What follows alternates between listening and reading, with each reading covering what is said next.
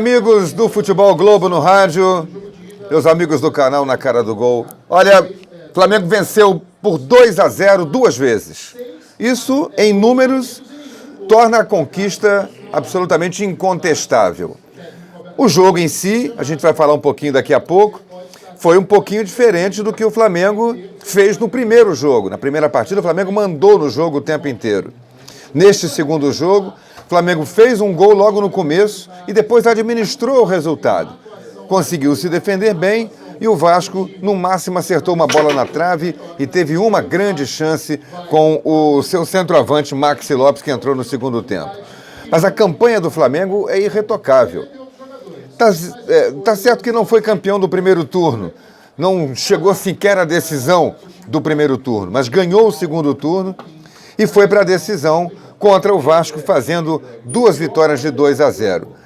Não dá para você contestar nada em relação a mérito. O Flamengo, quando entrou no campeonato, foi apontado como o grande favorito, com a obrigação até de vencer. Ele é tão superior tecnicamente. Os investimentos feitos para o Flamengo ganhar campeonatos são tão altos que era obrigação ganhar o Campeonato Carioca. Mas nem sempre ganha o melhor. Vejam lá em São Paulo. O Palmeiras lá é o Flamengo aqui. E o Palmeiras nem foi para a decisão. A decisão do campeonato foi entre Corinthians e São Paulo. Então isso acontece no futebol. Nem sempre o melhor ganha. Nem sempre o melhor consegue o seu objetivo. E o anseio de todo mundo, atender ao anseio de todo mundo, a expectativa geral. Mas o Flamengo foi construindo aos poucos essa superioridade, se consolidando como um time melhor do que os adversários do Rio de Janeiro, jogo a jogo, com o passar do campeonato, até chegar nessa decisão contra o Vasco. Na primeira partida, 2-0, sem que o time do Vasco tivesse qualquer esboço de reação, de que pudesse dar uma chance para uma zebra. A zebra no sentido de que um time melhor, às vezes, perde para o pior. O Flamengo fez 2 gols com Bruno Henrique no segundo tempo da partida, mas o Vasco em nenhum momento ameaçou. Hoje foi um pouquinho diferente. O Flamengo esperava-se um Vasco mais ousado no início, até pela escalação do time dava para supor isso. O técnico escalou um time mais leve, mais solto, Lucas Santos, Marrone, Ian Sassi, Pikachu mais solto. Mas o Vasco não agrediu o Flamengo como se esperava. Teve uma chance no começo. E o técnico Valentim voltou a mexer mal no time no intervalo. Tirou o jogador que estava criando mais. Já tinha feito isso lá no jogo contra o Flamengo na primeira partida. Tirou Marrone quando era o maior atacante, o mais perigoso atacante do Vasco.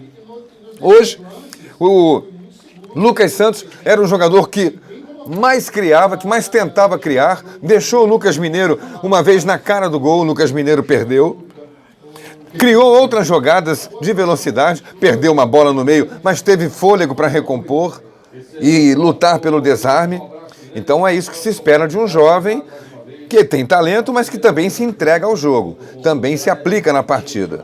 E ele tira o Lucas Santos no intervalo, coloca Maxi Lopes. Era para voltar sim com o Maxi Lopes, mas talvez no lugar do Ian Sassi, que era um jogador menos produtivo do time. Depois ele fez uma modificação certa, tirou o Cáceres, que vem caindo de produção jogo a jogo, colocou o Pikachu no lugar dele. Pikachu é lateral direito.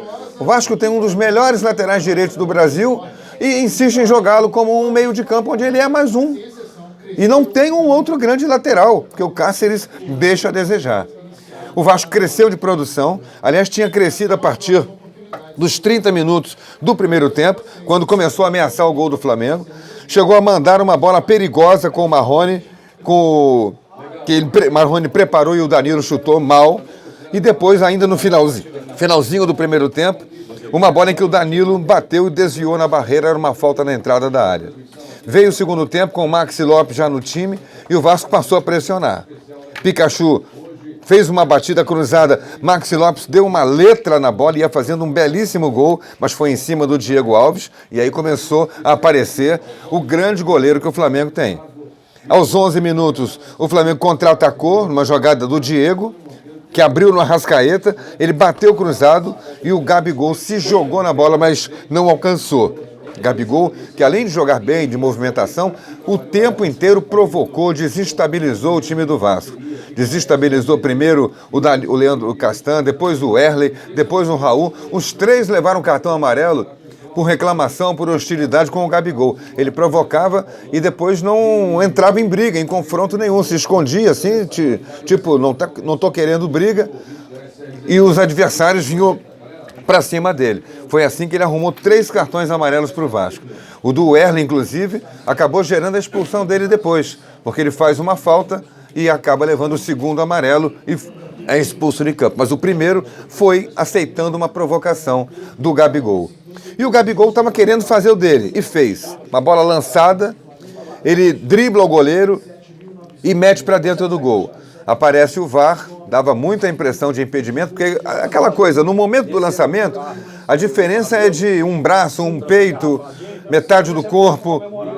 Na hora que o zagueiro para e o atacante vai embora, a olho nu parece que ele está muito impedido, né? Estava 2, 3 corpos à frente, mas o impedimento dele foi por muito pouco, e só o VAR podia mesmo conseguir identificar.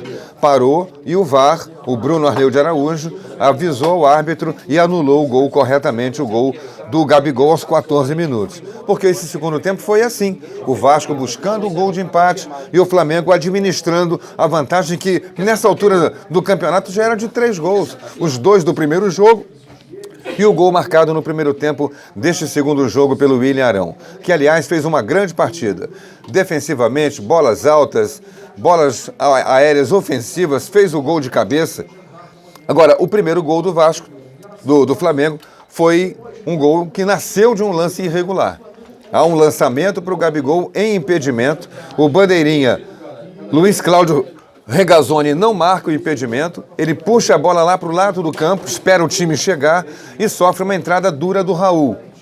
E aí o juiz dá a falta e dessa falta nasceu o gol. A Arrascaeta rola, parar, dá uma pisadinha na bola, a Arrascaeta cruza e o Arão sobe para cabecear, ganhando do Erley. Ganhou na cabeça do Erley, que é um bom jogador na bola aérea, mas o Arão também é. E ele faz 1-0 nessa jogada. E esse segundo tempo foi assim, do Vasco tentando. Entrou o Bruno César logo em seguida, no lugar do Cáceres, e aí o Pikachu foi para a lateral direita, para a posição dele. O Vasco cresceu, foi para dentro, Bruno César cruzou uma bola, o Maxi Lopes desviou com muita categoria e a bola ia no cantinho. O goleiro do Flamengo, Diego Alves, fez uma defesa que vale por um gol. O jogo estava 1-0 ali, eram 20 do segundo tempo. Se o Vasco empata o jogo ali, talvez mudasse a história da partida. Precisaria fazer mais 2, mas poderia causar uma certa desestabilização no time do Flamengo e dar ao Vasco confiança para buscar um empate. Entrou o Ribamar depois, o Vasco precisava atacar e foi trocando peças do treinador para tentar dar força ofensiva ao time, mas quem marcou de novo foi o Flamengo, graças a um lançamento precioso desse jogador que eu acho magistral e que não merece ficar no banco de reservas hora nenhuma, Diego. Ele acha a movimentação do Vitinho, Vitinho corre por trás da zaga, no tempo certo, Diego mete a bola e ela vai em direção ao Vitinho. Vitinho solta a perna e faz 2-0. Ali ficou tudo consumado, o Flamengo conseguiu o que pretendia, o que desejava. Geraldo. O comentarista que deixa você na cara do gol, já o Del Aranha, Hugo Lago está chamando, tem informação importante. Fala, Hugo. Tem sim, Maurício. A gente acabou de ser informado que o técnico Alberto Valentim deixou o Maracanã antes de conceder entrevista coletiva, saiu acompanhado da esposa, o que reforça a tese, repito, isso ainda não está confirmado, de que o treinador já tenha sido demitido no vestiário e por isso, por não ser mais